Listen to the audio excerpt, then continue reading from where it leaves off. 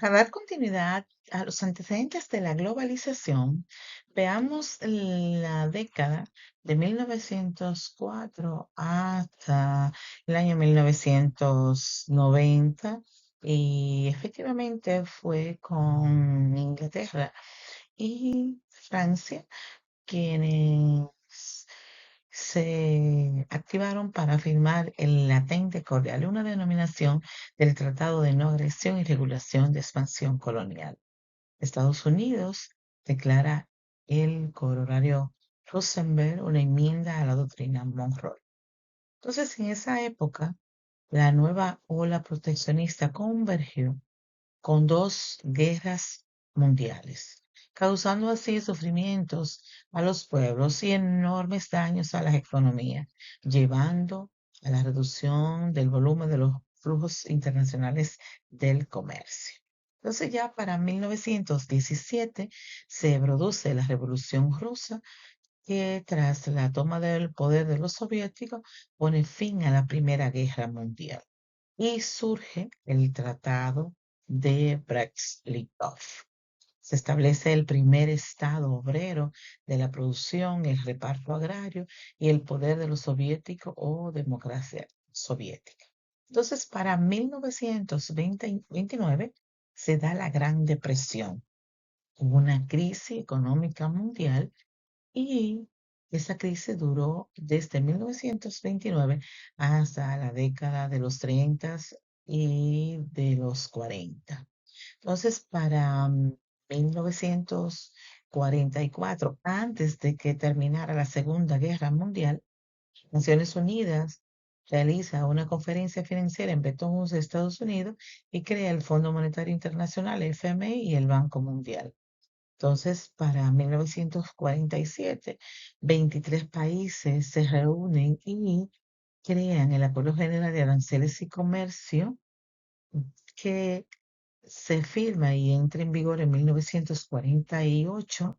Es un acuerdo que surgió tras la necesidad de establecer el conjunto de normas comerciales y concesiones arancelarias que está vigente.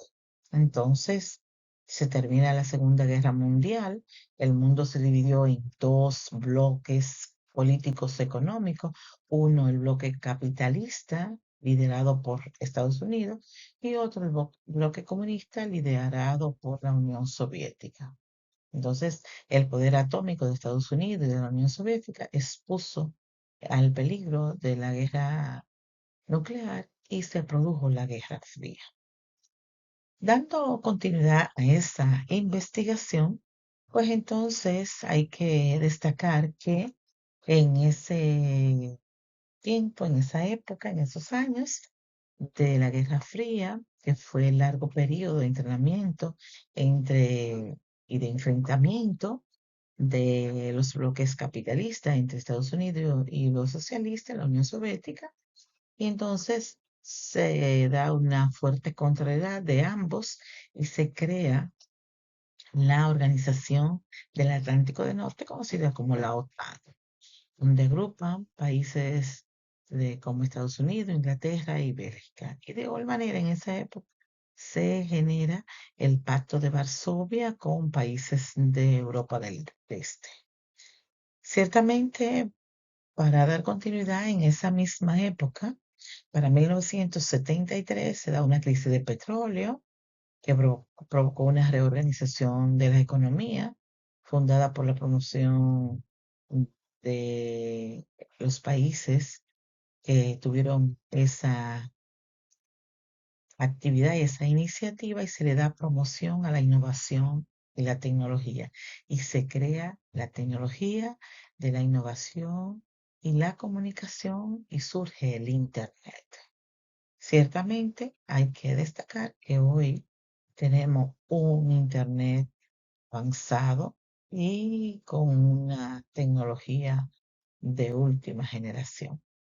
A saber, cierto que para 1989 se da la caída del muro de Berlín, denominado también como Muro de la Vergüenza, que fue uno de los símbolos más conocidos de la Guerra Fría y de la separación de Alemania. Entonces se da la desaparición del bloque comunista y surge la nueva era de la globalización. Así es que esto es parte de lo que damos la continuidad a estos temas de la globalización.